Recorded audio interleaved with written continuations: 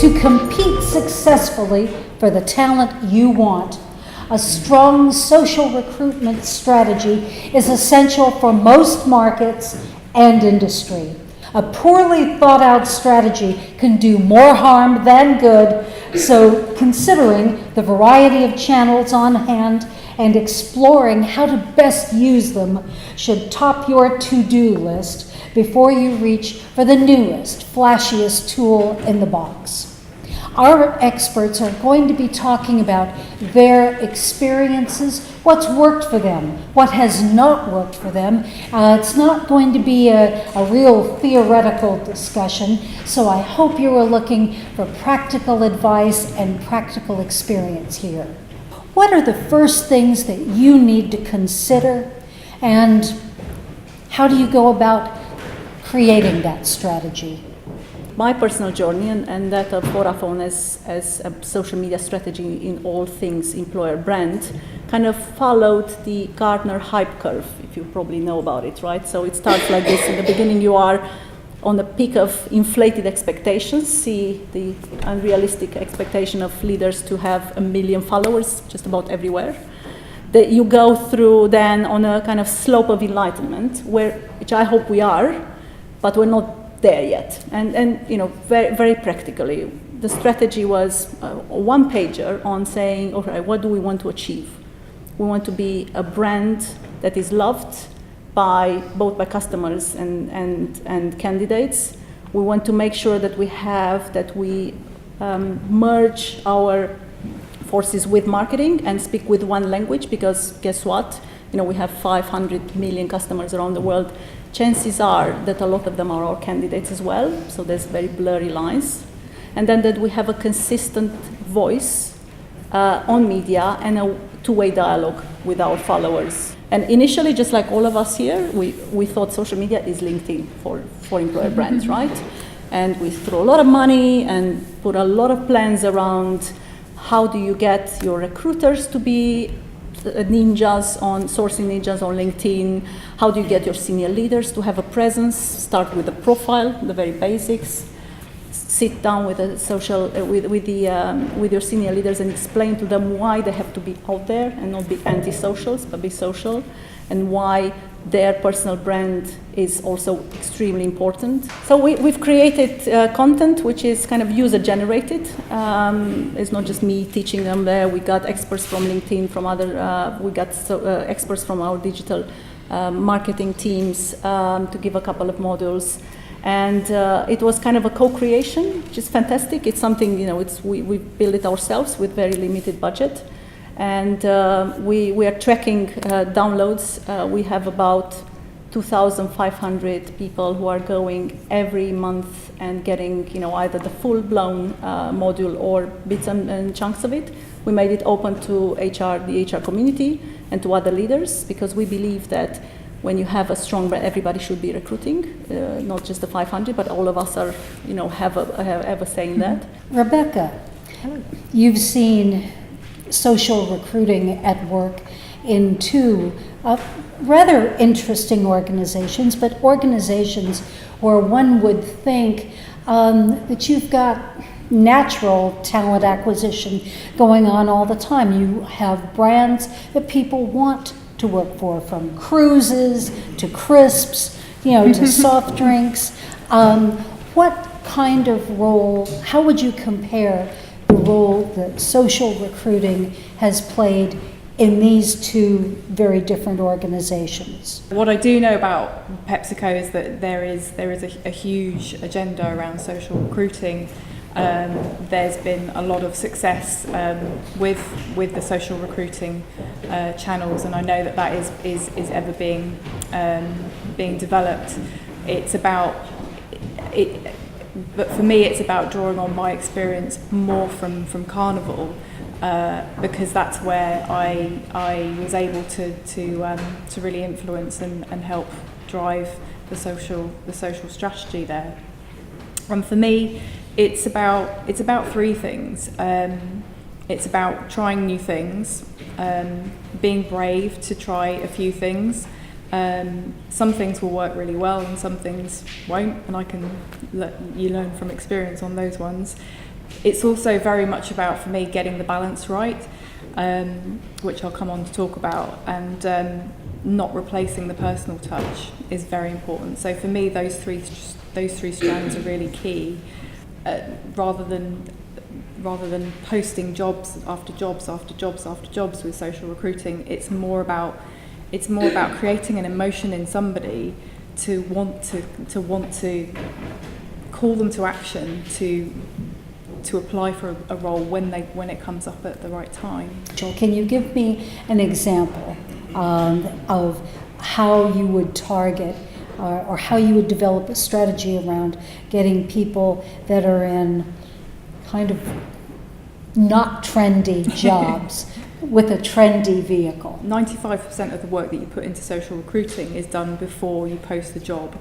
And one of the things that we did around pricing, let's say, so revenue management, as we would call it at Carnival, is about educating people what it's like to work in that department. So we would put video content on various social media channels, on Facebook, maybe on Twitter even, on LinkedIn, on our YouTube channel, and knowing that by doing that and by creating that really interesting content around this is what it's like to be a pricing analyst, it's increasing that awareness. What's the difference between developing social strategy for an Adidas and a McCann? One of our biggest challenges was, to attract influencers. We're trying to attract the most influential people on social media, yet let alone we don't even have a social recruitment strategy, which is crazy. So the biggest thing that we did, and we were really bold about it, is you need to remove social recruitment from your strategy. It should be a bigger strategy that should match your business problems.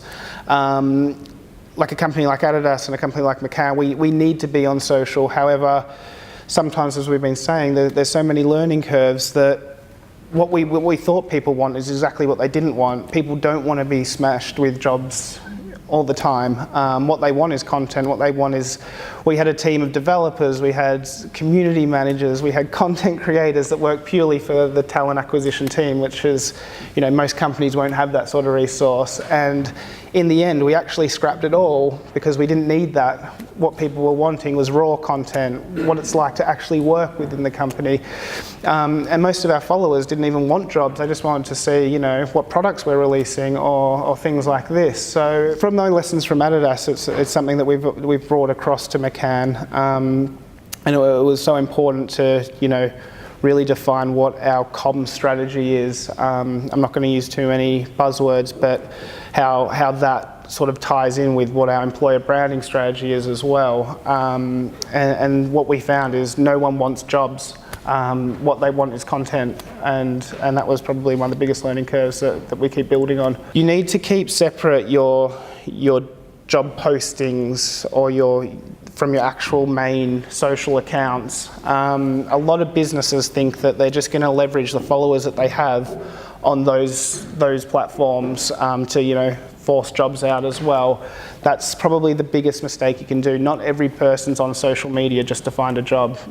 Probably 5% of the people actually want to find a job. That's not what people use it for. So it's very important that if you are getting leverage out of a social strategy for recruitment, that you split your brand very differently to your actual talent accounts. Why don't we start finding out what kind of questions our audience out there has? Did any of you look at the employee value proposition to really understand and inform your ROI and your social media strategy? Yeah, definitely. We do annual happiness surveys every 3 months, which goes out to the whole office. And what we were finding out of that is we need to nail what our people internally want before we go external, which it seems like a no-brainer, but we weren't doing it in the past. So we used those values as well as all We actually used levers as well, and what exit interviews is a really rich source of data where most people won't hold back if they've had great experiences, which is also a learning curve as well. So we did all of that as well, but the bigger thing was we had to actually redefine what our core business values were as well, and then everything was leveraged off that as well. So we probably used 3 or 4 different points of, I guess, data to help define that strategy. Do you think we will reach a point where people are almost afraid to engage with organisations for fear of being blatantly obvious that they are looking for a role or they are looking for a change? The stigma around that is less now than it was, and is ever increasingly so becoming less, because it's more about gaining information about a company and making your own deductions from the information that's in the public domain around, is that a culture that I can buy into? Is that a company I can buy into? Does that tie in with my own philosophies? Or actually, are you encouraging, through engagement and employer branding, are you encouraging employees to bring in referrals more than you did in the past? What's the shift and balance of the different recruitment channels? Topic today is the future of recruitment social, and the answer is maybe 95% of it, but there is still a 5% or a 10% where there's place for everybody else. And in the example of recruiters and search firms, yes, of course, social gives us the opportunity to fish in the same pond, and maybe we're not going to do the volumes we used to do because we get very good at searching directly, just like our friends in headhunting companies are. However, there's still going to be the purple squirrel or the needle in a haystack, and there's always going to be that niche talent that we can't find ourselves, or it's simply a matter of time that we are under pressure, or both, right? So I think the reality is I was reading some analysis around the headhunting industry is shrinking by a couple of billions every year, the market, but on the other hand, a couple of them are still growing and are still, very prosperous business. So there must be a reason. And they also got into the social game, which is great. It was about time. Yeah. They can only help us amplify our brand, obviously. So I think there'll always be a place.